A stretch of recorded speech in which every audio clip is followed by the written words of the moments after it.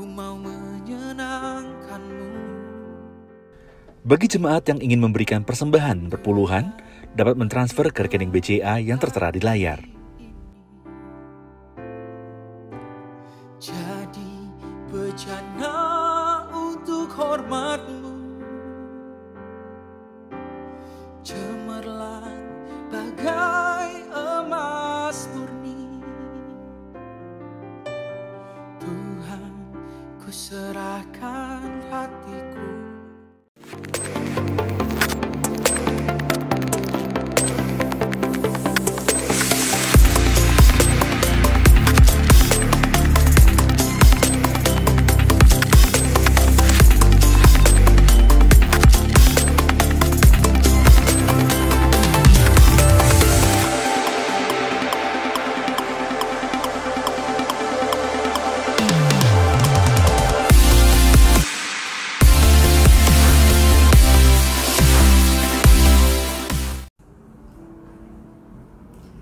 Shalom, selamat hari Minggu keluarga Gereja Kemuliaan Sion Sudirman yang dikasihi Tuhan Yesus Kristus. Puji nama Tuhan, oleh karena kasih-Nya, kita masih dapat beribadah secara online di Minggu siang ini. Kebenaran firman Tuhan hari ini akan disampaikan oleh Gembala senior kita, Bapak Pendeta Bunadi Subrata, dengan tema Ada Tuhan di balik goncangan. Mari kita siapkan hati untuk mendengarkan firman Tuhan dan memuji memuliakan nama-Nya. Apapun keadaan kita saat ini, mari kita bawa ke dalam tangan kasih-Nya Tuhan. Karena kita percaya pertolongan kita hanya di dalam Tuhan Yesus Kristus yang adalah sumber pengharapan kita. Mari kita berdoa. Tuhan Allah Bapa dalam kerajaan surga, kami sungguh mengucap syukur untuk setiap kebaikan-Mu di dalam kehidupan kami. Penyertaan dan perlindungan-Mu yang sempurna boleh kami rasakan. Terima kasih untuk hari ini, Engkau yang memberkati dan menyertai ibadah kami dari awal sampai pada akhirnya. Kiranya hanya nama-Mu saja yang dipuji dan ditinggikan. Kami serahkan Tuhan ibadah kami ke dalam tangan kasih-Mu di dalam nama Tuhan Yesus. Haleluya. Amin. Mari jemaat Tuhan, kita memuji muliakan nama-Nya. Selamat beribadah. Tuhan Yesus memberkati.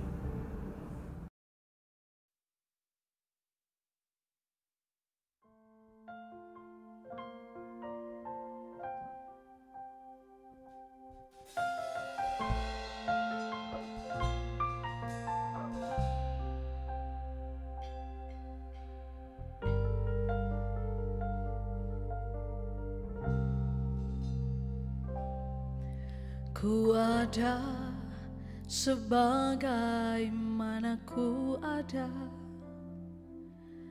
berdiri menghadap tahta-Mu Bapa. Semua karena anugerah-Mu yang telah selamatkanku. Ku hidup dalam skala kelimpahan, ku layak untuk melayani Tuhan. Semua karena anugerah-Mu tercurah bagiku. Besar anugerah-Mu, berlimpah kasih-Mu, semakin hari semakin bertambah besar anugerah-Mu. 'Mu.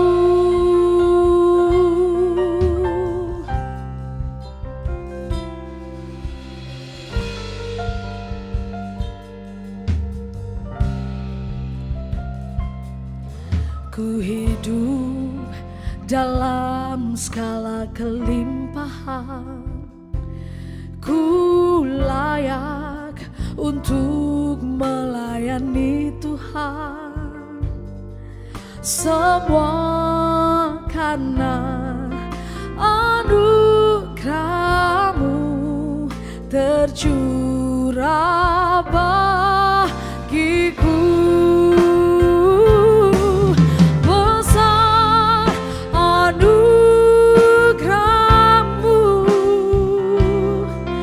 berlimpah kasih-Mu, semakin hari semakin bertambah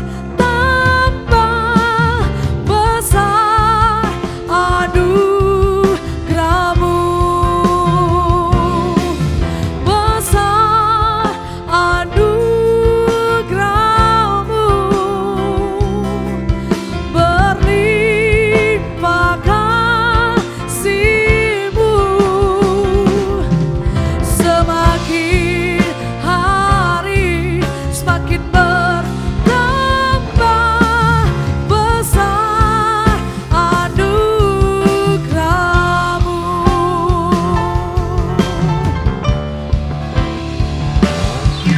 Besar anugerah-Mu, berlimpah kasih-Mu,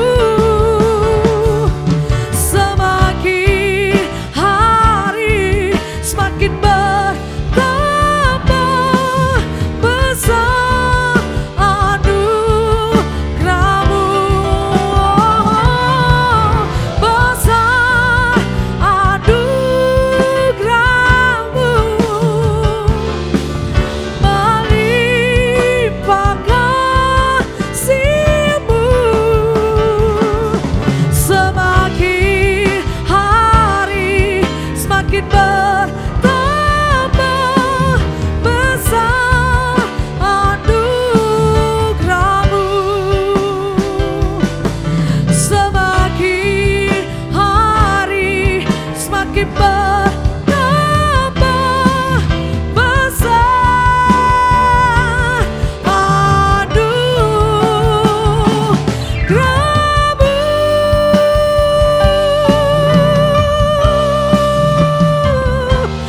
Anugerah-Mu.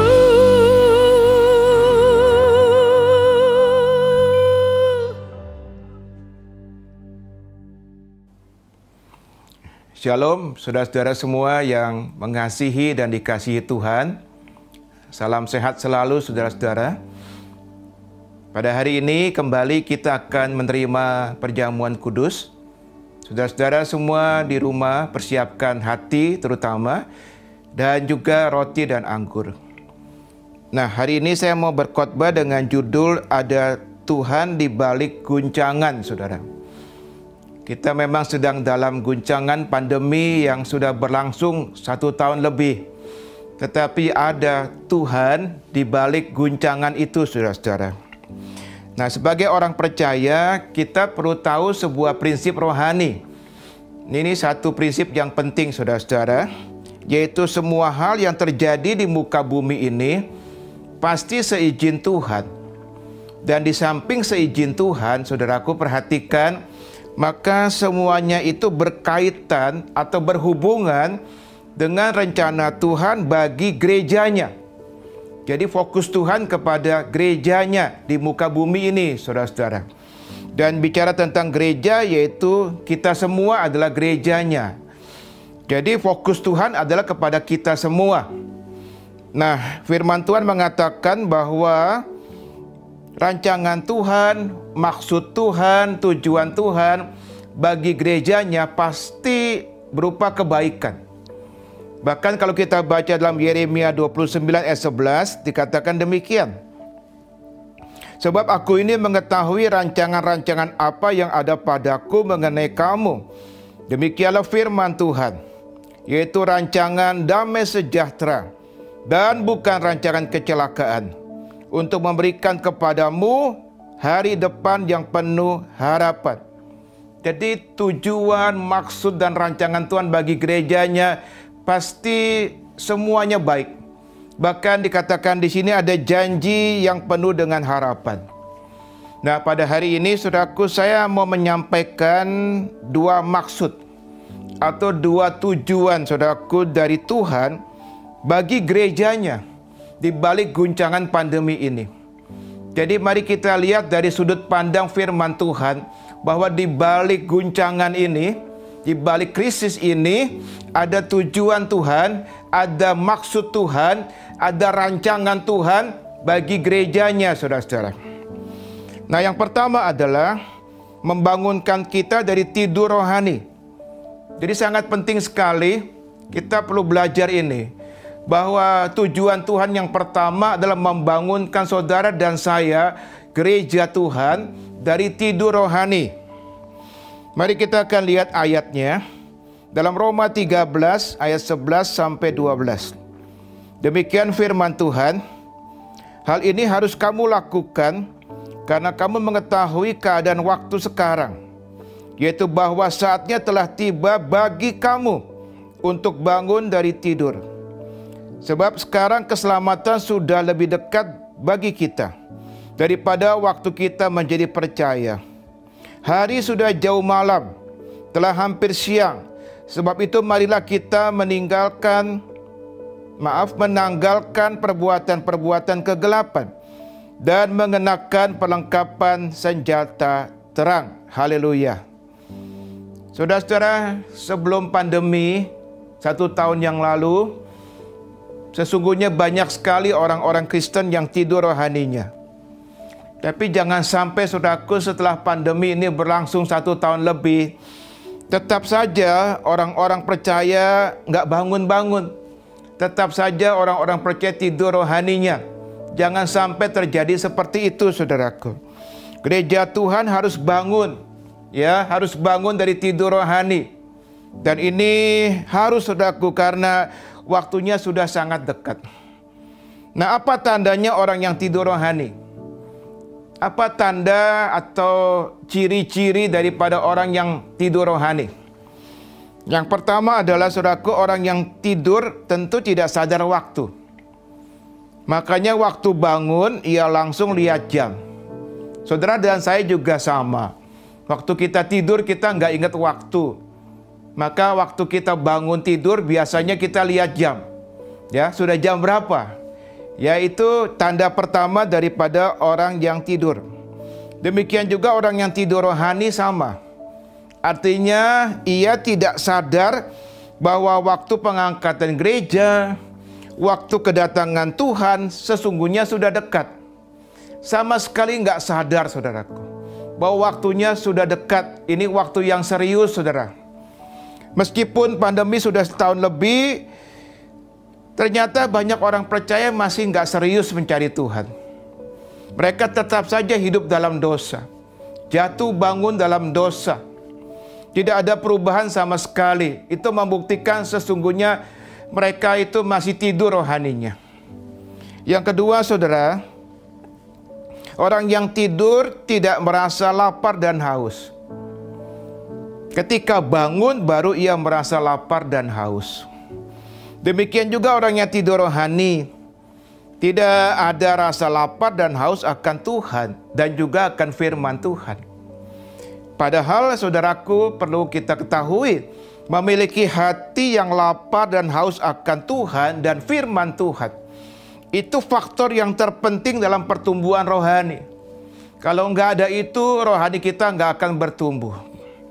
Nah, di tengah pandemi ini pertanyaannya, apakah saudara dan saya, kita semua gerejanya ini, sungguh-sungguh ada rasa lapar dan haus akan Tuhan dan firman-Nya? Apakah keinginan kita saat ini, saudaraku, untuk bersekutu dengan Tuhan, itu melampaui keinginan kita akan hal-hal yang lain? Kita jawab sendiri pertanyaan itu, saudara-saudara. Nah, mari kita perhatikan firman Tuhan lagi. Terambil dalam 2 Petrus 3 ayat 10 sampai dengan 14. Demikian firman Tuhan. Tetapi hari Tuhan akan tiba seperti pencuri. Pada hari itu langit akan lenyap dengan gemuruh yang dahsyat dan unsur-unsur dunia akan hangus dalam nyala api. Dan bumi dan segala yang ada di atasnya akan hilang lenyap. Jadi, jika segala sesuatu ini akan hancur secara demikian, perhatikan saudara, betapa suci dan salehnya kamu harus hidup, yaitu kamu yang menantikan dan mempercepat kedatangan hari Allah. Pada hari itu langit akan binasa dalam api dan unsur-unsur dunia akan hancur karena nyalanya. Tetapi sesuai dengan janjinya, kita menantikan langit yang baru dan bumi yang baru, di mana terdapat kebenaran. Sebab itu, saudara-saudaraku yang kekasih, sambil menantikan semuanya ini, perhatikan ini baik-baik saudara. Kamu harus berusaha. Saya ulangi, kamu harus berusaha supaya kamu kedapatan tidak bercacat dan tak bernoda di hadapannya dalam perdamaian dengan Dia. Ini ayat yang ditulis oleh Rasul Petrus ya, dalam kedewasaan rohani.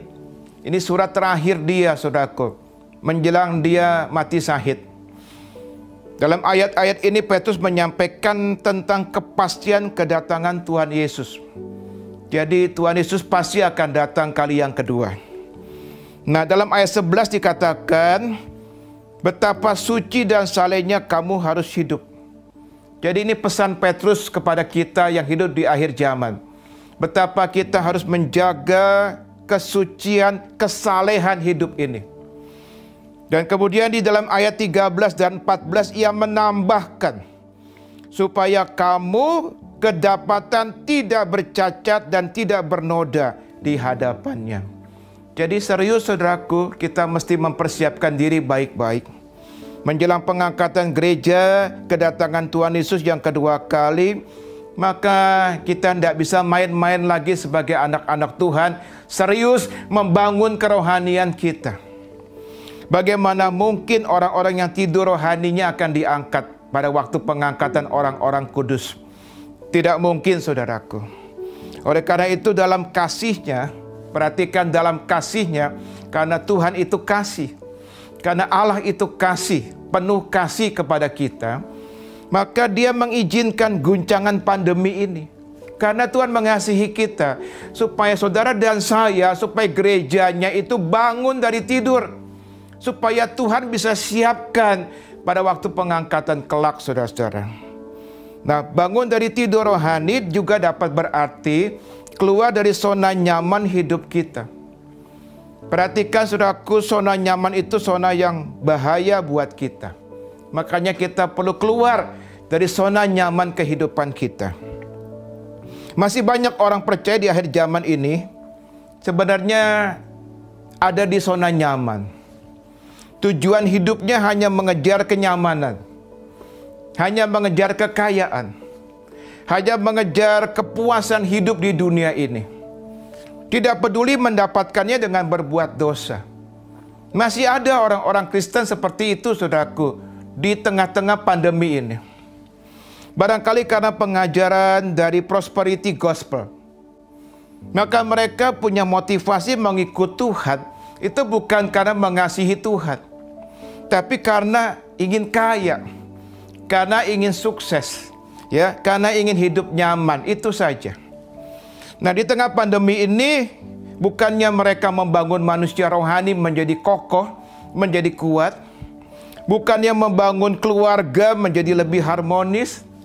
Mereka bangun mesbah keluarga, serius membangun keluarga, dan juga bukannya melayani sesama yang membutuhkan, tetapi mereka malah sibuk menengking, sibuk menghardik virus corona agar segera hilang. Hanya itu yang dilakukan. Kenapa, saudaraku? Supaya mereka bisa kembali hidup nyaman seperti sedia kala. Tidak ada fokus kepada pertumbuhan rohani. Yang penting adalah kapan saya bisa hidup nyaman kembali. Maka mereka sibuk menengking virus corona itu. Perhatikan saudaraku bahwa saatnya kita menjadi orang-orang percaya yang dewasa rohani, saudara. Ya, Tuhan Yesus memperingatkan kita untuk menjaga diri di saat ini. Ya, perhatikan. Ia berkata begini, saudaraku, jagalah dirimu, supaya hatimu jangan syarat oleh pesta pora dan kemabukan serta kepentingan-kepentingan duniawi. Dan supaya hari Tuhan jangan dengan tiba-tiba jatuh ke atas dirimu seperti suatu jerat. Ini peringatan Tuhan buat kita, gerejanya pada akhir zaman ini, saudaraku. Nah, saya mau berbicara tentang rasa puas. Karena manusia, saudaraku, selalu mencari kepuasan hidup. Ya, hati yang puas dan bahagia itu memang satu berkat yang luar biasa, saudara. Makanya manusia dengan susah payah selalu mencari kepuasan atau kebahagiaan dalam hidup ini. Tapi saya beritahu saudaraku bahwa dunia tidak bisa berikan. Hanya hidup dalam Tuhan Yesus akan membawa kepuasan dan kebahagiaan sejati itu. Jadi dunia tidak bisa memberikannya. Hanya Yesus yang bisa memberikan kepuasan dan kebahagiaan sejati, saudaraku. Mari kita lihat Pengkhotbah 1 ayat 8. Demikian firman Tuhan. Segala sesuatu menjemukan, sehingga tidak terkatakan oleh manusia. Mata tidak kenyang melihat, telinga tidak puas mendengar. Itulah yang dialami oleh orang-orang di dunia ini. Tidak akan pernah merasa puas, saudara-saudara. Jadi memang ayat mengatakan bahwa yang kita dengar, yang kita miliki, yang kita nikmati di dunia ini tidak akan pernah memuaskan kita, saudara-saudara. Michael Jackson seorang penyanyi. Dia penulis lagu yang sangat terkenal dan pernah dinobatkan sebagai salah satu pria paling terkenal di dunia. Tentu ia kaya raya. Tapi jika popularitas dan kekayaan bisa membuat seorang puas, membuat seorang bahagia, saudaraku, pasti dia tidak akan minum obat penenang setiap malam dan meninggal dunia karena overdosis dan mengalami gagal jantung. Kenapa? Karena dia tidak mendapatkan kepuasan hidup. Meskipun dia kaya raya, meskipun dia terkenal. Yang kedua, saudaraku, juga ada seorang bernama Marilyn Monroe, seorang aktris peragawati yang sangat terkenal. Bahkan pernah dijuluki sebagai wanita tercantik di dunia, simbol seks di tahun 50-an. Ia juga pasti kaya raya, saudaraku. Tapi jika kecantikan dan kekayaan bisa membuat seorang puas, bisa membuat seorang bahagia, saudara, pasti dia tidak akan hidup dari satu laki-laki pindah ke laki-laki yang lain. Dan tidak akan mengalami depresi dalam hidupnya, kecemasan yang luar biasa, ketakutan yang luar biasa, sehingga dia meninggal karena bunuh diri. Pertanyaannya, saudaraku, mengapa ketenaran, kecantikan, ketampanan, kekayaan, kekuasaan, ya, dan sebagainya itu tidak bisa membuat manusia puas dan bahagia? Tidak pernah bisa membuat manusia puas dan bahagia. Kenapa, saudara? Saya akan beri jawaban. Ada dalam Alkitab. Alkitab kita ini sumber jawaban. Segala jawaban ada dalam firman Tuhan. Mari kita lihat Pengkhotbah 3:11. Pengkhotbah 3:11 dikatakan demikian. Ia membuat segala sesuatu indah pada waktunya. Seringkali kalau kita baca ayat ini kita berhenti di situ. Jadi memang ayat ini terkenal, ya. Dikatakan iya, Tuhan membuat segala sesuatu indah pada waktunya. Tetapi kita teruskan, saudaraku. Berikutnya juga sangat penting kita mengerti. Dikatakan dalam ayat ini, bahkan ia memberikan kekekalan dalam hati mereka. Perhatikan, bahkan Tuhan memberikan kekekalan dalam hati mereka. Tetapi manusia tidak dapat menyelami pekerjaan yang dilakukan Allah dari awal sampai akhir. Nah, apa artinya ayat ini, saudaraku? Perhatikan baik-baik. Artinya hati manusia diciptakan oleh Tuhan.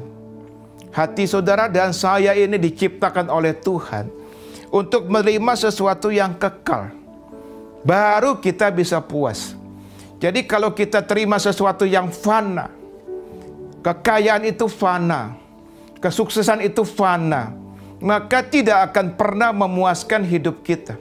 Karena hati kita didesain, diciptakan oleh Tuhan untuk menerima sesuatu yang kekal, saudaraku. Baru saudara dan saya bisa merasa puas. Baru kita bisa merasa bahagia, saudaraku. Maka hari ini pastikan kita harus terima sesuatu yang kekal. Baru hati kita itu terisi dan kita bisa mengalami kebahagiaan dan kepuasan hidup ini. Nah, mari kita katakan bersama-sama ya, dengan mantap ya.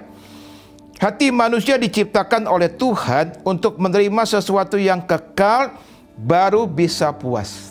Haleluya. Mari kita katakan sama-sama dengan suara keras, 2, 3. Hati manusia diciptakan oleh Tuhan untuk menerima sesuatu yang kekal, baru bisa puas. Amin, saudara-saudara. Nah, di dunia ini tidak ada yang kekal. Tidak ada yang kekal sama sekali. Jadi hanya Tuhan Yesus yang kekal. Jadi hanya Tuhan Yesus, saudaraku, yang bisa mengisi kekosongan di hati kita. Sehingga kita bisa mengalami kepuasan hidup ini. Makanya di tengah pandemi ini jangan cari yang lain. Cari Tuhan. Dekatkan dirimu kepada Tuhan. Melekat kepada Tuhan sebab Dia sumber segala-galanya. Termasuk kepuasan hidup.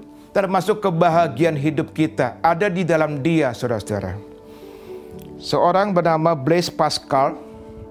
Seorang teolog terkenal dan ilmuwan dari Prancis, saudaraku. Dia mengatakan begini, bagus sekali. Ada satu kekosongan yang ditempatkan oleh Tuhan dalam hati manusia yang hanya dapat diisi oleh Tuhan sendiri. Amin. Augustinus, seorang teolog terkenal, dia juga mengatakan, sekalipun kita telah diberkati dan ditolong oleh Tuhan, tapi jika kita belum menemukan Tuhan sendiri, maka kita akan tetap merasa lapar dan haus, dan kita akan mencari Dia terus. Saya kira statement ini sangat jelas buat kita bahwa kebahagiaan, kepuasan hidup hanya ada dalam Tuhan Yesus, saudara-saudara. Bahkan Tuhan Yesus sendiri mengatakan ya dalam Matius 5 ayat 6, demikian firman Tuhan, berbahagialah orang yang lapar dan haus akan kebenaran. Kebenaran itu adalah Tuhan sendiri, ya. Tuhan berkata, akulah jalan dan kebenaran dan kehidupan. Jadi kebenaran itu Tuhan. Berbahagialah orang yang lapar dan haus akan Tuhan, karena mereka akan dipuaskan. Haleluya. Kembali ke zona nyaman, saudaraku. Jika kita terjebak dalam zona nyaman, maka perhatikan cepat atau lambat, kehidupan kita ini akan mengalami kemunduran. Dalam semua aspek. Saya katakan dalam semua aspek. Dan juga termasuk aspek rohani, saudaraku. Rohani saudara akan mengalami kemunduran kalau terus ada dalam zona nyaman. Ambil contoh, saudaraku, yang pertama Harun. Mengapa Harun sampai jatuh dalam dosa? Karena membuat patung lembu emas. Kita tahu ceritanya ya, dia membuat patung lembu emas. Karena dia tidak mau ikut ke gunung bersama Musa untuk bertemu dengan Tuhan. Padahal Tuhan mengajak Musa dan dia juga mengajak Harun untuk naik ke gunung bertemu dengan Tuhan. Mengapa ia tidak mau ikut? Mengapa Harun tidak mau ikut, saudaraku? Karena ia merasa lebih enak. Karena ia merasa lebih nyaman di perkemahan daripada di atas gunung. Mendaki gunung harus bayar harga. Di perkemahan nyaman, makanya dia pilih dia tidak naik ke atas gunung. Kita bisa baca itu semua dalam Keluaran pasal 19. Contoh kedua adalah Daud, saudara. Mengapa Daud berzina dengan Batseba? Mengapa sampai jatuh dalam dosa perzinahan? Karena pada masa raja-raja berperang, waktu itu adalah masa raja-raja berperang. Tapi Daud justru memilih santai dan nyaman di istananya. Dia memilih untuk tidak berperang. Tapi dia memilih untuk santai, untuk nyaman di istananya. Jadi pada satu hari Daud melihat Batseba sedang mandi. Dan kemudian dia berzina dengan Batseba. Bahkan bukan hanya sampai di situ dosanya. Kemudian dia merancang skenario jahat membunuh suami Batseba. Dan ini kita baca dalam 2 Samuel pasal 11, saudara ya. Tapi sebaliknya Abraham. Mari kita lihat tentang Abraham. Abraham begitu taat, saudaraku, ketika Tuhan memanggilnya keluar dari negeri Ur Kasdim. Perhatikan, Abraham itu bukan hanya punya iman, tapi dia punya ketaatan yang luar biasa, saudara. Ya, padahal Ur Kasdim itu adalah zona nyamannya. Itu zona nyamannya dari Abraham, saudaraku. Ia adalah orang yang kaya dan berpengaruh di negeri tersebut. Wow, jadi ini tempat nyaman buat dia. Bagi Abraham untuk pindah ke satu tempat yang baru, artinya dia harus melakukan pekerjaan baru, beradaptasi dengan lingkungan yang baru, dan lain-lain. Tapi karena Tuhan sudah menyuruh dia untuk keluar dari Ur Kasdim, dia taat, saudaraku. Tuhan menjadikan Abraham bukan hanya sebagai orang kaya yang berpengaruh di tempat asalnya. Berkatnya bukan hanya itu. Kalau dia tidak keluar dari zona nyaman, dia hanya seperti itu, saudaraku. Berkatnya hanya seperti itu. Namun, saudaraku, Tuhan memakai Abraham menjadi berkat yang luar biasa. Karena ketaatannya meninggalkan zona nyaman. Yaitu, dia menjadi berkat bagi banyak bangsa. Dan ia disebut sebagai Bapak semua orang percaya. Bapak semua orang percaya. Haleluya. Kita bisa baca itu dalam Roma pasal 4, saudaraku, ayat yang ke-11, saudara. Saya mau cerita seorang hamba Tuhan. Tuhan pakai hamba Tuhan ini luar biasa karena meninggalkan zona nyamannya. Berani bayar harga untuk meninggalkan zona nyamannya, saudaraku. Dia bernama John Knox, lahir sekitar tahun 1514 di Skotlandia.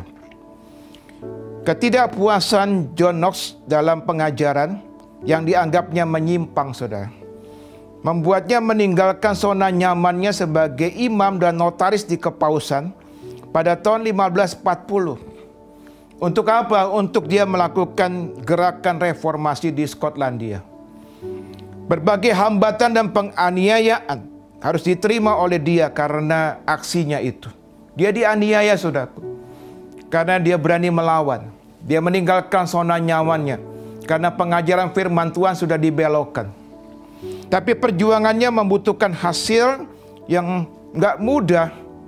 Tapi Tuhan berkati perjuangannya luar biasa. Yaitu sehingga menimbulkan reformasi besar-besaran di Skotlandia. Khotbah-khotbahnya, saudaraku, menggerakkan massa. Luar biasa. Untuk secara spontan pergi ke gereja-gereja. Dan menyingkirkan barang-barang yang sudah disakralkan oleh gereja saat itu dan segala berhala lainnya. Pemerintah Skotlandia yang tidak senang dengan keadaan ini, saudaraku, memerintahkan untuk menyingkirkan tokoh-tokoh reformasi ini. Namun pemerintah nggak kuat untuk menahan kekuatan massa.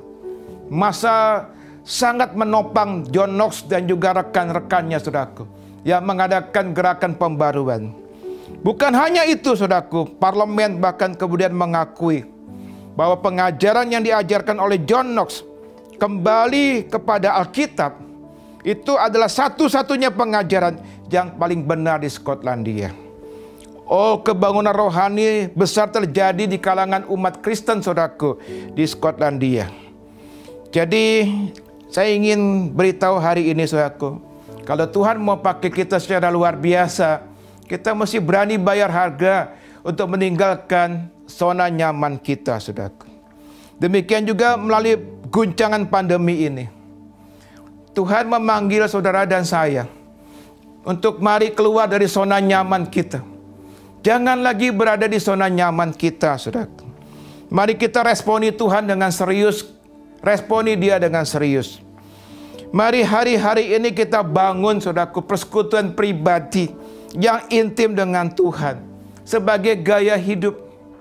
Tidak lagi on off, ya, tidak lagi hanya kalau ada masalah kita cari Tuhan.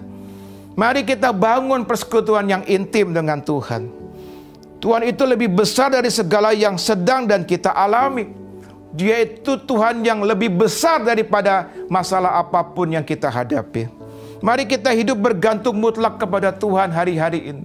Bersandar kepada Tuhan hari-hari ini. Dan alami kemenangan bersama dengan Tuhan. Pada waktunya Tuhan, pasti Tuhan akan membuat pandemi ini berlalu, saudaraku. Pada waktunya Tuhan. Bangun mesbah keluarga di rumah kita masing-masing. Sudahkah kita punya mesbah keluarga? Kita bangun dan kita pelihara di rumah kita masing-masing. Jadi bangun, saudaraku. Sebuah keluarga yang kuat dan diberkati itu ditentukan oleh ada atau tidaknya kehadiran Tuhan di dalam rumah tangga itu. Dan ketika kita adalah mesbah keluarga, sesungguhnya kita mengundang kerajaan Allah. Kita mengundang Tuhan. Kita mengundang hadiratnya ada di tengah-tengah keluarga kita, saudara-saudara. Jadi hari ini bangun mesbah keluarga. Ya, bergerak maju, saudaraku, melayani Tuhan hari-hari ini. Ya, jadi saluran berkat bagi sesama yang membutuhkan, saudaraku. Gunakan semua talenta yang ada. Ya, yang Tuhan percayakan kepada kita bagi kemuliaannya. Kalau bukan sekarang, kapan lagi? Karena waktunya sudah sangat singkat, saudara-saudara. Kami bekerja sama dengan Pijar TV, dengan Bapak Pendeta Esra Soru dan juga Pesat Pelayanan Desa Terpadu, saudaraku, untuk menjadi saluran berkat, menolong saudara-saudara kita para korban bencana badai di NTT, baik melalui bantuan keuangan maupun juga pelayanan langsung ke lokasi. Karena kami tahu bahwa saatnya kami meninggalkan zona nyaman. Saat ini harus jadi berkat bagi sesama yang membutuhkan, saudara-saudara. Saudara-saudara, kasih karunia Tuhan pasti memampukan kita. Pasti, saudara. Untuk kita bisa meninggalkan zona nyaman kita, asal kita mau. Tuhan pasti akan memberikan kemampuan kepada kita. Dan Tuhan akan siapkan kita menjadi anak-anaknya yang siap pada waktu pengangkatan kelak terjadi, saudara-saudara. Sekarang yang kedua, apa maksud Tuhan? Apa tujuan Tuhan? Ya, mengizinkan goncangan pandemi ini terjadi sudah 1 tahun lebih. Dan ini adalah sesuatu yang penting yang kita perlu mengerti, saudara. Yaitu yang kedua adalah supaya kita bisa menerima lawatan Tuhan. Dari hati Tuhan, Tuhan ingin melawat kita, saudara. Mari kita akan lihat firman Tuhan. Hagai 2 ayat 6 dan 7. Ini ayat tentang lawatan Tuhan. Ini ayat tentang revival, tentang kebangunan rohani yang terjadi pada akhir zaman. Firman Tuhan mengatakan demikian, saudara. Sebab beginilah firman Tuhan semesta alam. Sedikit waktu lagi maka aku akan menggoncangkan langit dan bumi, laut dan darat. Aku akan menggoncangkan segala bangsa, sehingga barang yang indah-indah kepunyaan segala bangsa datang mengalir. Maka aku akan memenuhi rumah ini dengan kemegahan. Firman Tuhan semesta alam. Ayat yang luar biasa, saudara-saudara, tentang kemuliaan Tuhan yang akan turun pada akhir zaman ini. Tetapi kalau kita baca dalam bahasa Inggris, saya ambil dari New King James, maka dikatakan demikian, lebih jelas, saudara-saudara. Dikatakan demikian, and I will shake all nations, and they shall come to the desire of all nations, and I will fill this temple with glory. Dalam bahasa Indonesia tidak ditemukan kata desire of all nations. Kalau bahasa Inggris dikatakan the desire of all nations. Ini adalah seorang pribadi. Seorang pribadi, saudaraku, yaitu Tuhan Yesus. Jadi ayat ini mengatakan jelas, saudaraku, bahwa tujuan Tuhan menggoncang bangsa-bangsa. Hari-hari ini Tuhan menggoncang bangsa-bangsa. Bukan hanya bangsa Indonesia, seluruh dunia tergoncang, saudaraku. Adalah supaya mereka datang kepada Tuhan Yesus, saudaraku. Dan selain itu dikatakan di sini Tuhan akan mengisi gerejanya dengan kemuliaannya. Puji Tuhan. Haleluya. Jadi guncangan pandemi ini berkaitan dengan rencana Tuhan bagi gerejanya. Yaitu datangnya kebangunan rohani yang dahsyat, yang luar biasa di muka bumi ini, saudaraku. Di mana Tuhan akan memenuhi gerejanya dengan kemuliaannya. Kita perlu percaya ini karena ada dalam firman. Dan kita perlu sebagai anak-anak Tuhan mendoakan hal ini, saudara-saudara. Puncak kebangunan rohani itu akan terjadi sebelum Tuhan Yesus datang. kali yang kedua. Dan gereja akan dipenuhi oleh kemuliaan Tuhan, saudara-saudara. Bangsa-bangsa akan berduyun-duyun datang kepada Tuhan Yesus. Haleluya. Sesungguhnya apa yang akan terjadi jika kemuliaan Tuhan memenuhi gerejanya? Ada 7 hal, saudaraku, luar biasa. Jadi ketika kebangunan rohani tiba, kemuliaan Tuhan tercurah, maka akan ada 7 hal yang terjadi dalam gerejanya. Yang pertama, saudaraku, kemuliaan Tuhan itu menyembuhkan. Kisah Rasul 5 ayat 12 sampai 16. Yang kedua, kemuliaan Tuhan itu mengusir kuasa-kuasa kegelapan. Kuasa kegelapan tidak akan tahan lagi. Kisah Rasul 5 ayat 12 sampai 16. Yang ketiga adalah kemuliaan Tuhan menghasilkan kekuatan rohani. Efesus 3 ayat 16. Jadi Tuhan mencurahkan kemuliaannya, rohnya secara luar biasa, supaya saudara dan saya kuat menghadapi hari-hari yang sulit ini, saudaraku. Yang keempat, kemuliaan Tuhan mengubah hidup menjadi serupa dengan Kristus. 2 Korintus 3 ayat 18. Yang kelima, kemuliaan Tuhan menimbulkan rasa takut akan Tuhan. 2 Tawarikh 7 ayat 3. Yang keenam, saudaraku, kemuliaan Tuhan menghasilkan tuaian jiwa besar-besaran. Haleluya. Yesaya pasal 60 ayat 2 dan 3. Dan yang ketujuh terakhir, kemuliaan Tuhan mendatangkan berkat kelimpahan. Yesaya 60 ayat 5. Jadi kemuliaan Tuhan turun bukan hanya masalah rohani, bukan hanya menjamah hal-hal rohani, saudaraku, tetapi semua sektor akan dijamah oleh Tuhan, termasuk sektor kesehatan. Akan terjadi kesembuhan di mana-mana. Kemudian juga sektor ekonomi. Anak-anak Tuhan akan diberkati Tuhan luar biasa. Akan ada hidup dalam kelimpahannya Tuhan. Ada aspek sosial yang diberkati oleh Tuhan dan lain-lain, saudaraku. Nah, jika kebangunan rohani ini datang, maka Tuhan akan memakai gerejanya. Makanya hari-hari ini Tuhan sedang membangunkan gerejanya dari tidur rohani. Karena Tuhan mau pakai gerejanya. Tuhan mau pakai saudara-saudara menjadi alat di tangannya. Untuk melakukan perbuatan-perbuatan yang luar biasa, saudaraku. Menyembuhkan orang. Mengadakan mujizat. Mengusir roh-roh jahat. Dan lain-lain, saudaraku. Perhatikan baik-baik, saudaraku. Selain lawatan yang sifatnya universal, memang secara universal Tuhan akan lawat. Artinya gereja-gereja di seluruh dunia Tuhan akan lawat, saudaraku. Kemuliaan Tuhan akan turun. Tetapi saya mau beritahu juga bahwa bukan hanya secara universal, ya. Tetapi di balik guncangan pandemi ini, perhatikan, Tuhan juga rindu, saudaraku, untuk melawat pribadi lepas pribadi. Jadi Tuhan rindu melawat saudara secara pribadi, melawat saya secara pribadi, selain secara universal. Tuhan akan melawat orang-orang yang percaya sungguh-sungguh kepada Tuhan, yang hari-hari ini hidup dalam pertobatan, yang merendahkan diri, mencari wajah Tuhan dengan sungguh-sungguh. Saya beritahu, Tuhan akan melawat mereka, saudara-saudara. Arthur Wallis, seorang guru Alkitab dari Inggris, mengatakan demikian. Hancur hati adalah langkah yang sangat penting menuju ke arah kebangunan rohani. Hari-hari ini, saudaraku, apakah hati kita hancur? Apakah kita sungguh-sungguh hari-hari ini benar-benar sedang mencari Tuhan? Maka kalau kita sedang benar-benar mencari Tuhan, berbahagialah kita.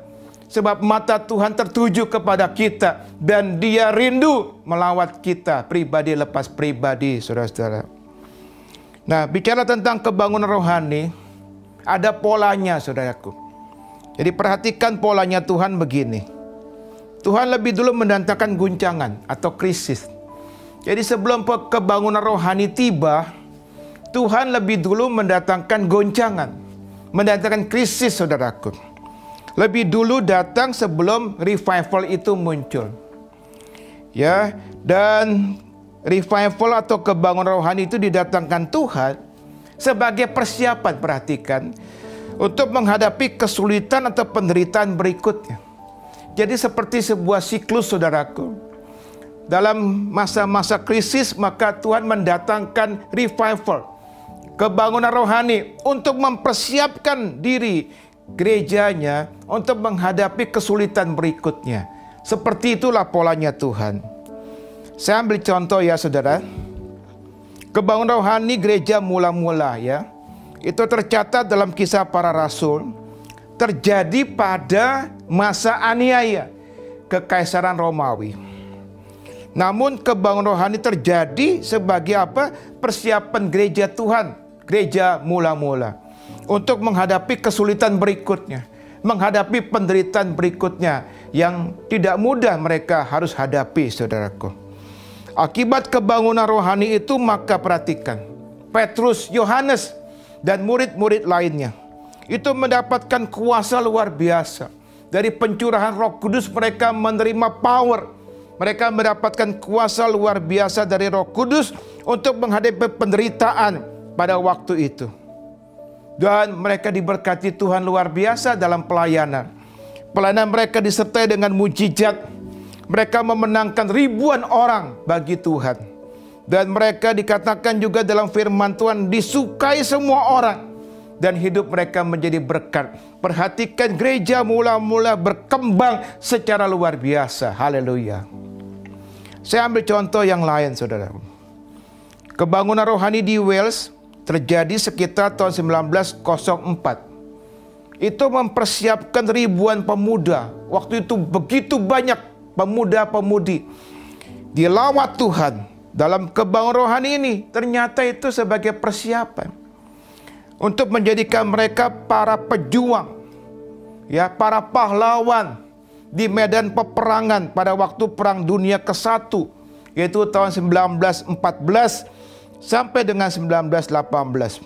Mereka mati nggak sia-sia karena mereka sudah punya Tuhan Yesus, saudaraku, dan mereka sudah menerima hidup kekal di dalam Kristus, saudara-saudara. Saya ambil contoh yang lain, saudaraku. Kebangunan rohani di Afrika Timur, saudara, itu terjadi sekitar tahun 1930. Ternyata, saudaraku, mempersiapkan gereja Tuhan untuk sebuah masa penderitaan di bawah diktator yang bernama Idi Amin, yang dijuluki pembantai Uganda. Selama 8 tahun, saudaraku.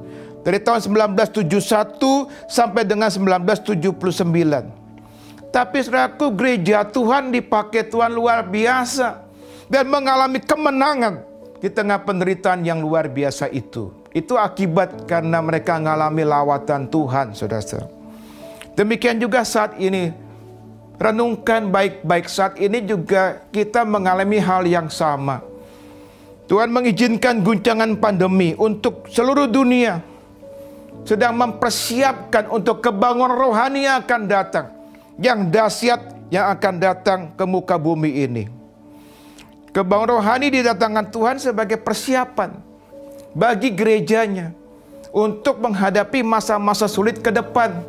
Karena kita tahu, saudaraku, menjelang kedatangan Tuhan Yesus akan ada masa-masa yang sulit, kata firman Tuhan. Jadi Tuhan siapkan kita lebih dulu lewat revival, lewat kebangunan rohani, supaya kita kuat, saudara. Supaya kita hidup berkemandangan di dalam Tuhan, saudara-saudara. Nah, ini waktunya kita berdoa. Jangan kita tidak percaya atau kita mempunyai satu sikap yang skeptis. Karena kita perlu percaya apa kata firman. Firman Tuhan sudah membuatkan demikian. Jadi saya mengajak saudaraku semua gereja Tuhan, saudara-saudaraku yang mengikuti ibadah online ini saatnya berdoa, saudara. Berdoa untuk revival terjadi, untuk datangnya kebangunan rohani yang Tuhan akan datangkan begitu dahsyat di atas muka bumi ini, saudara-saudara. Terakhir, saudara, sebelum kita akan terima perjamuan kudus, saya mau bicara tentang cara Tuhan bekerja melawat kita. Bagaimana cara Tuhan bekerja melawat saudara? Melawat saya, saudara. Mari kita lihat Kisah Para Rasul 2 ayat 2. Demikian firman Tuhan. Tiba-tiba turunlah dari langit satu bunyi seperti tiupan angin keras yang memenuhi seluruh rumah di mana mereka duduk. Kalau kita perhatikan ayat ini dikatakan bahwa kebangunan rohani, pencurahan Roh Kudus di gereja mula-mula, perhatikan, terjadi secara tiba-tiba. Secara tiba-tiba, perhatikan, tiba-tiba. Jadi Tuhan sering bekerja secara tiba-tiba. Kita pelajari di Alkitab, banyak sekali cara Tuhan bekerja untuk memberkati manusia dengan cara tiba-tiba. Pada waktu Ia melayani di dunia, Ia menyembuhkan banyak orang sakit seketika. Dia menjamah orang yang sakit seketika sembuh, tiba-tiba sembuh. Ia mengubah air menjadi anggur seketika. Ia membuat mujizat 5 roti 2 ikan seketika, tiba-tiba, saudara-saudara. Nah, mari kita lihat sebuah ayat ini penting kita pelajari. Yesaya 66 ayat 8.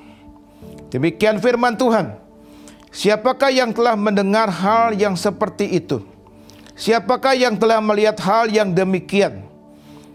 Perhatikan baik-baik. Masakan suatu negeri diperanakan dalam satu hari? Atau satu bangsa dilahirkan dalam satu kali? Namun baru saja menggeliat sakit, Sion sudah melahirkan anak-anaknya. Puji Tuhan, ayat ini luar biasa ya saudara. Kata Sion melahirkan anak-anaknya. Perhatikan ada kata Sion melahirkan anak-anaknya. Itu bicara apa? Itu bicara tentang kebangunan rohani atas gereja Tuhan. Jadi seperti dikatakan di sini, Tuhan bisa melahirkan suatu bangsa hanya dalam satu hari. Wow, dalam tempo satu hari lahir sebuah bangsa. Maka demikian juga Tuhan bisa mendatangkan kebangunan rohani atas gereja Tuhan secara tiba-tiba, seketika, saudara-saudara. Barangkali hari-hari ini, saudara-saudara yang mengikuti ibadah online ini, sudah dalam persoalan yang sangat berat. Entah mungkin saudara sedang menghadapi sakit penyakit, menghadapi masalah ekonomi yang begitu berat, menghadapi masalah keluarga yang begitu berat, saudara-saudara. Bahkan masalah ini sudah berkepanjangan. Artinya sudah bukan lagi hitungan hari, hitungan minggu, tapi sudah hitungan tahun. Berkepanjangan, saudaraku. Atau mungkin saudaraku yang mengikuti ibadah online hari ini, saudaraku sudah lama sekali menantikan janji Tuhan yang belum kunjung tiba. Saudara pernah menerima janji Tuhan, dapat rema dari Tuhan, tapi belum menerimanya. Jawaban itu belum kunjung tiba. Hari ini saya mau beritahu saudaraku, jangan putus asa. Ya, jangan saudaraku merasa bahwa nggak mungkin lagi deh saya terima itu, karena sudah terlalu lama. Jangan kita putus asa. Karena jika sudah tiba saatnya, perhatikan saudara. Karena jika sudah tiba saatnya Tuhan itu bergerak, perhatikan, maka akan terjadi dengan tiba-tiba. Terjadinya dengan sangat cepat. Sangat cepat, saudaraku. Karena bagi Tuhan tidak ada yang mustahil. Jadi bertahun-tahun penantian tidak akan sia-sia. Kalau waktunya Tuhan sudah tiba. Bukankah firman Tuhan berkata Ia membuat segala sesuatu indah pada waktunya? Maka seketika Dia bekerja dan itu terjadi, saudaraku. Kita lihat juga pengalaman Nuh, saudaraku. Ya, kita tahu tentang cerita Nabi Nuh. Nuh mendapat firman Tuhan bahwa akan datang hujan dan air bah. Dan dia harus bangun bahtera, saudaraku. Nah, pada waktu itu hujan belum pernah turun. Jadi ketika Tuhan bicara hujan kepada Nuh, dia juga bingung karena dia belum pernah melihat hujan, saudaraku. Tapi dia taat membangun bahtera. Dia taat membangun bahtera, saudaraku. Selama 120 tahun. Bayangkan 120 tahun. Kita baru berapa tahun? Nuh sudah 120 tahun menantikan janji Tuhan. Dan dia tiap hari, saudaraku, mendapatkan ejekan dari orang-orang di sekitarnya. Tapi dia taat, dia tabah. Dia tahu janji Tuhan ya dan amin. Dia tahu janji Tuhan tidak akan gagal, saudara-saudara.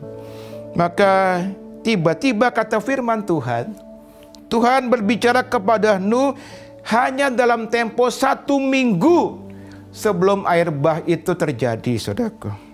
Dan benar sekali, setelah 1 minggu, saudaraku, air bah itu benar-benar datang dan memusnahkan seluruh bumi, kecuali Nuh dan keluarganya, serta seluruh hewan yang ada dalam bahtera. Perhatikan saudara-saudara, setelah tahun demi tahun menanti, secara tiba-tiba seketika janji itu digenapi Tuhan. Jika misalkan Nuh putus asa, nyerah, saudara, maka dia tidak akan terima janji Tuhan itu dan ikut hancur, ikut meninggal bersama dengan air bah yang diizinkan Tuhan melanda muka bumi, saudara-saudara. Demikian juga hari ini, saudara-saudara yang saya kasihi, mungkin engkau sudah bertahun-tahun menantikan janji Tuhan. Tapi tatkala lawatan Tuhan terjadi secara pribadi atas hidup kita, maka Tuhan bisa bekerja seketika. Tuhan bisa bekerja secara tiba-tiba melawat kita. Haleluya. Makanya mari kita serius hari-hari ini, saudaraku.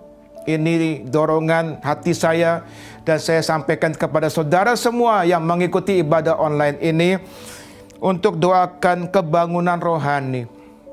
Doakan kebangunan rohani yang akan terjadi baik secara universal maupun secara pribadi bagi diri kita masing-masing, saudara-saudara. Puji Tuhan, Tuhan memberkati kita semua. Mari kita berdoa. Terima kasih Tuhan. Sebentar kami akan menerima perjamuan kudus. Tapi sebelumnya kami kembali diingatkan oleh firman Tuhan pada hari ini, bahwa ada rencana Tuhan yang indah, ada maksud Tuhan yang besar di balik pandemi ini, supaya kami tidak putus asa, supaya kami melihat dengan cara Engkau melihat, bahwa di balik pandemi ini Engkau sedang mempersiapkan sesuatu yang besar, Tuhan. Oleh sebab itu Engkau sedang membangunkan kami dari tidur rohani. Karena bagaimana mungkin Engkau bisa memakai orang-orang yang tidur rohaninya, supaya kami bisa dipakai oleh Tuhan. Karena sebentar lagi revival akan datang, kebangunan rohani akan datang melanda bumi ini, bahkan melawat pribadi lepas pribadi.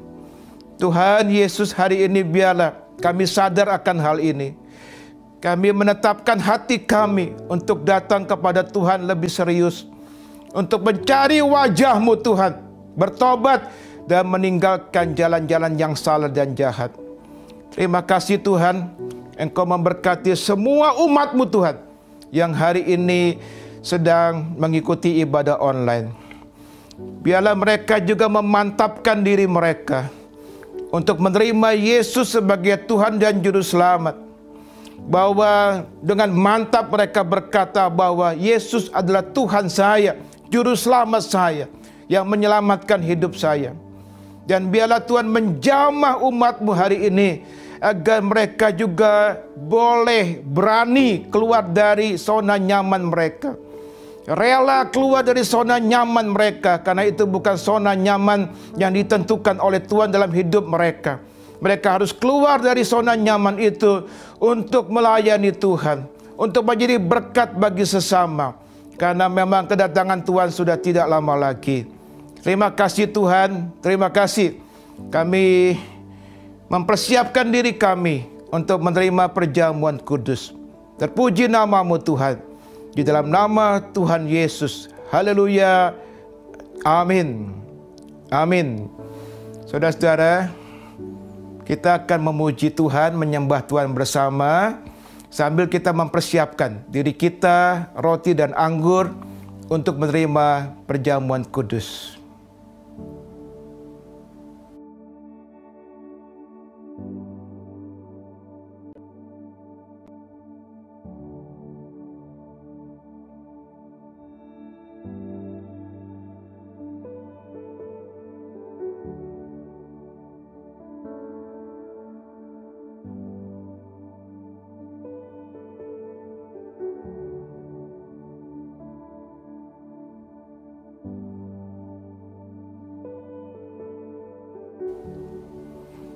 Apakah saudara semua sudah siap? Kalau sudah, mari kita angkat roti di tangan kanan kita tinggi-tinggi dan dengarkan firman Tuhan, saudara-saudara. Sebab apa yang telah kuteruskan kepadamu telah kuterima dari Tuhan, yaitu bahwa Tuhan Yesus pada malam waktu ia diserahkan mengambil roti. Dan sesudah itu ia mengucap syukur atasnya. Ia memecah-mecahkannya dan berkata, inilah tubuhku yang diserahkan bagi kamu. Perbuatlah ini menjadi peringatan akan aku. Mari kita makan bersama-sama dalam nama Tuhan Yesus.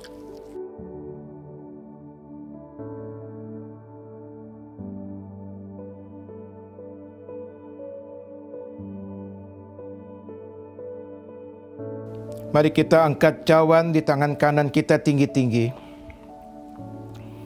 Saudara-saudara yang sakit berdoa, biar Tuhan jamah dan saudara disembuhkan dengan kuasa darah Yesus. Perjamuan kudus ini ada kuasa di dalamnya bagi kita yang beriman dan menerima dengan sungguh-sungguh, saudara-saudara. Dengarkan firman Tuhan. Demikian juga yang mengambil cawan sesudah makan lalu berkata, cawan ini adalah perjanjian baru yang dimeteraikan oleh darahku. Perbuatlah ini setiap kali kamu meminumnya menjadi peringatan akan aku. Mari kita minum bersama-sama dengan iman dalam nama Yesus.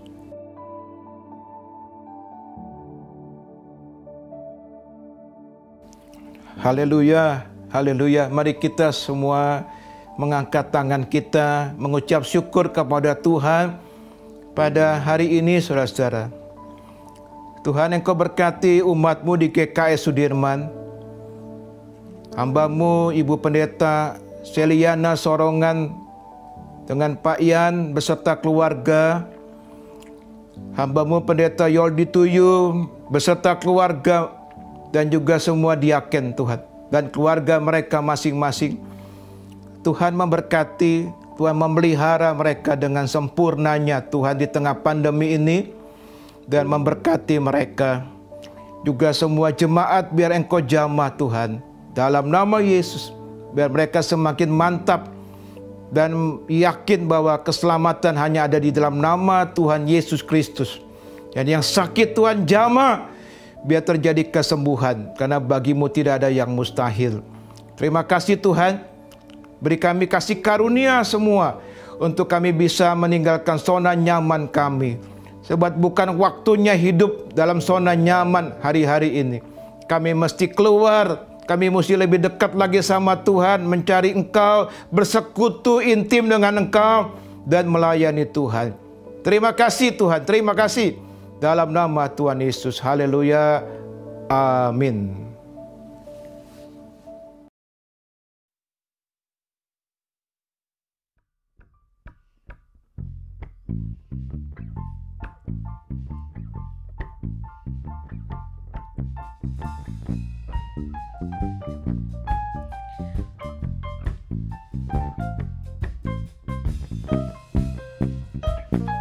Mari rayakan dan nyanyi bagi Dia.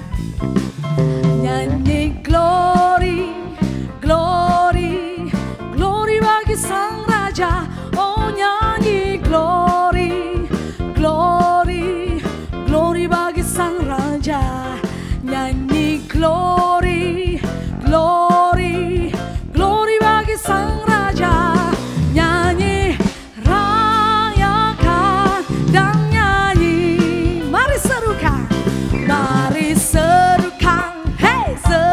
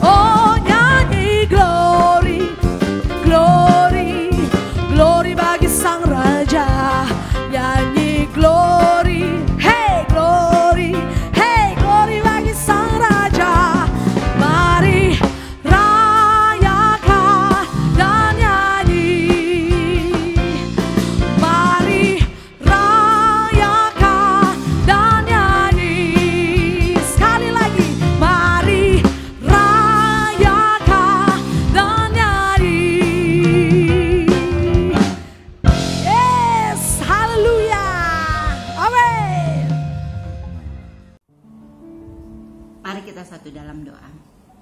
Tuhan Yesus yang baik, kami mengucap syukur, kami berterima kasih buat setiap kasih Tuhan yang tidak pernah lepas dari kehidupan kami. Terima kasih Bapa buat siang hari ini, buat hari yang begitu luar biasa Tuhan. Engkau berikan buat kami menikmati hari yang Engkau jadikan Tuhan. Kami menikmati dengan firman-Mu, kami menikmati hari yang begitu luar biasa Tuhan. Terima kasih Bapa. Kami menyelesaikan ibadah online ini Tuhan. Kami tahu Tuhan semua karena anugerah-Mu, semua karena kasih setia-Mu Tuhan. Kami diberikan kemampuan, kami diberikan kebisaan untuk menyelesaikannya Tuhan. Dari awal, pertengahan sampai selesai Tuhan dengan sukacita yang besar. Dan kami tahu nama Tuhan ditinggikan. Terima kasih Tuhan Yesus, terima kasih buat firman-Mu yang kami terima siang hari ini. Firman yang begitu menguatkan kami Tuhan, firman yang begitu dahsyat, firman yang begitu luar biasa buat kami Tuhan. Kami tahu Tuhan di tengah-tengah masalah yang kami hadapi, di tengah-tengah pandemi Tuhan, di tengah-tengah keadaan yang sama sekali kami Tuhan gak tahu kemana kami harus melangkah Tuhan, apa yang harus kami lakukan. Tapi kami percaya Tuhan, firman-Mu ini menguatkan, firman-Mu ini memberikan kami semangat yang baru, kekuatan yang baru. Bahwa Tuhan Yesus tidak pernah tinggalkan kami, bahwa Tuhan Yesus selalu ada buat kami. Dan kami bersyukur Tuhan, kami bersyukur Tuhan, di tengah-tengah masalah Tuhan ada bersama-sama dengan kami. Terima kasih Tuhan.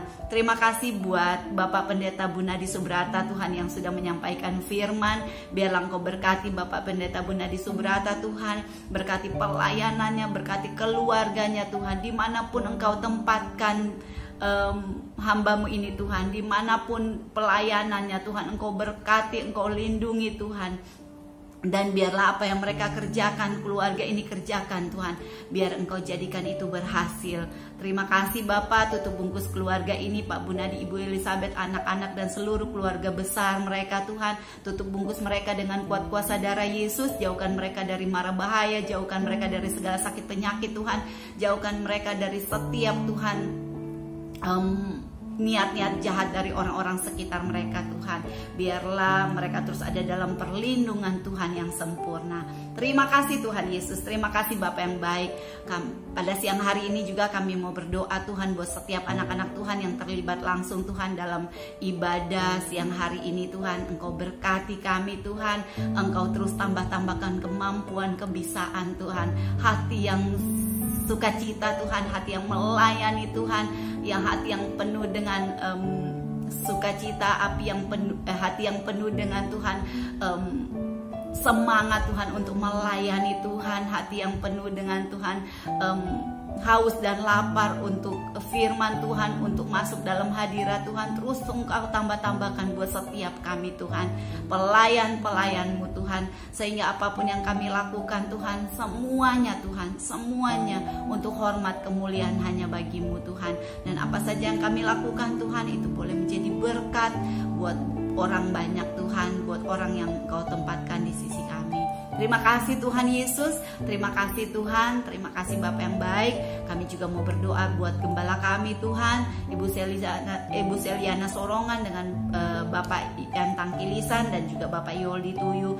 Berkati gembala kami Tuhan, kami bersuka cita atas gembala ini. Kami berterima kasih Tuhan, Kau berikan gembala yang luar biasa, gembala yang penuh kasih, gembala yang sungguh Tuhan mengasihi setiap kami Tuhan, para pengerja dan juga jemaat Tuhan. Terima kasih Tuhan, terima kasih Bapa, terima kasih buat gembala kami Tuhan. Biarlah Engkau tambah-tambahkan roh, hikmat, kebijaksanaan Tuhan, dan juga Tuhan urapan yang baru terus mengalir buat para gembala kami Tuhan, sehingga apa saja yang mereka kerjakan Tuhan, mereka terus mengandalkan Engkau. Apa saja yang mereka kerjakan itu sesuai dengan kehendak Tuhan. Dan Tuhan, apa saja yang mereka kerjakan, baik itu pelayanan, baik itu pekerjaan mereka Tuhan, baik keluarga mereka Tuhan, Engkau jadikan berhasil Tuhan, di dalam nama Tuhan Yesus. Terutama Tuhan, siang hari ini kami mau bawa secara khusus Tuhan Pak Yan, yang hari saat ini Tuhan kesehatannya sedang terganggu Tuhan. Tuhan, biarlah Engkau yang terus memberikan kesembuhan yang sempurna untuk buat Pak Yan Tuhan. Kami percaya Tuhan, dokter boleh berkata apapun, tetapi kedaulatan kesembuhan datangnya dari Tuhan. Dan kami percaya Pak Yan sudah dipulihkan, Pak Yan sudah disembuhkan di dalam nama Tuhan Yesus. Karena kami yakin dan percaya firman Tuhan berkata, oleh bilur-bilur Yesus kami sudah disembuhkan. Dan kami percaya Pak Yan sudah terima kesembuhan Tuhan. Terima kasih Bapa, terima kasih Roh Kudus. Berkati keluarga ini Tuhan, berkati Tuhan anak cucu menantu mereka, keluarga besar mereka Tuhan. Semua ada dalam perlindungan Tuhan. Terima kasih Tuhan buat Ibu Seli, Pak Yan, dan juga Pak Odi. Biar kami serahkan mereka hanya di dalam tangan-Mu yang penuh kasih. Bapa, terima kasih. Siang hari ini juga kami mau berdoa Tuhan buat bangsa dan negara kami Tuhan, bangsa Indonesia. Kami tahu nggak kebetulan kami ada di bangsa ini, tapi kami tahu ketika kami ada, kami lahir, kami besar di bangsa ini, Tuhan punya rencana yang dahsyat melalui kehidupan kami untuk bangsa ini. Dan kami memberkati bangsa ini Tuhan, kami mau katakan shalom buat Indonesia. Kami percaya Tuhan, walaupun saat ini Tuhan seluruh dunia termasuk Indonesia sedang mengalami Tuhan pandemi COVID-19, mengalami Tuhan resesi ekonomi Tuhan. Tapi kami percaya Tuhan tidak pernah tinggalkan kami. Tuhan terus ada buat kami. Tuhan punya rencana yang besar buat bangsa ini Tuhan. Kami percaya Tuhan, rencana Tuhan tidak akan pernah gagal buat setiap kami dan buat bangsa kami Indonesia Tuhan. Kami percaya Tuhan, apapun yang sedang terjadi, Tuhan punya rencana yang dahsyat buat setiap kami Tuhan. Terima kasih Bapa, terima kasih. Kami percaya Tuhan, bangsa Indonesia akan melewati semua ini dan bangsa Indonesia akan menang atas semuanya ini Tuhan. Terima kasih Bapa, terima kasih Roh Kudus, terima kasih Tuhan Yesus. Berkati Bapak Presiden kami, Bapak Jokowi, dan juga Bapak Ma'ruf Amin sebagai wakilnya, dan seluruh Tuhan jajaran pemerintahan dari pusat sampai ke daerah Tuhan. Biarlah hikmat yang besar daripada Tuhan, roh takut akan Tuhan, kesatuan hati terus Engkau berikan buat mereka Tuhan, sehingga mereka bergandengan Tuhan untuk memajukan bangsa ini, untuk mensejahterakan bangsa ini, untuk melakukan segala sesuatu buat bangsa ini Tuhan. Terima kasih Tuhan Yesus, terima kasih Bapa yang baik, terima kasih Roh Kudus. Kami percaya Tuhan, Indonesia akan dipulihkan, Indonesia akan dimenangkan di dalam nama Tuhan Yesus. Dan kami percaya Indonesia akan menjadi bangsa yang besar, Indonesia akan menjadi bangsa yang makmur, Indonesia akan menjadi bangsa yang sejahtera, rakyatnya sejahtera, rakyatnya damai Tuhan. Terima kasih Tuhan, kami yakin dan percaya Tuhan yang berdaulat atas bangsa kami. Terima kasih Tuhan Yesus. Terima kasih Bapa yang baik, kami serahkan seluruh hidup kami, seluruh keluarga kami, seluruh gereja kami, jemaat kami, dan bangsa kami ke dalam tangan-Mu yang penuh kasih. Terpuji-pujilah Engkau Allah yang hidup. Di dalam nama Tuhan Yesus kami berdoa dan kami mengucap syukur. Haleluya. Amin. Jemaat yang dikasihi Tuhan, terimalah berkat daripada Tuhan. Berkat yang besar dari Allah Bapa di surga, cinta kasih dari Tuhan Yesus, dan penyertaan Roh Kudus, biar senantiasa memimpin, menyertai, dan memberkati kita semua, dari sekarang sampai selama-lamanya, di dalam nama Tuhan Yesus. Setiap kita yang percaya, sama-sama katakan, amin. Ku hidup karena percaya, Kau yang berjanji setia, pengharapanku selalu ada di dalam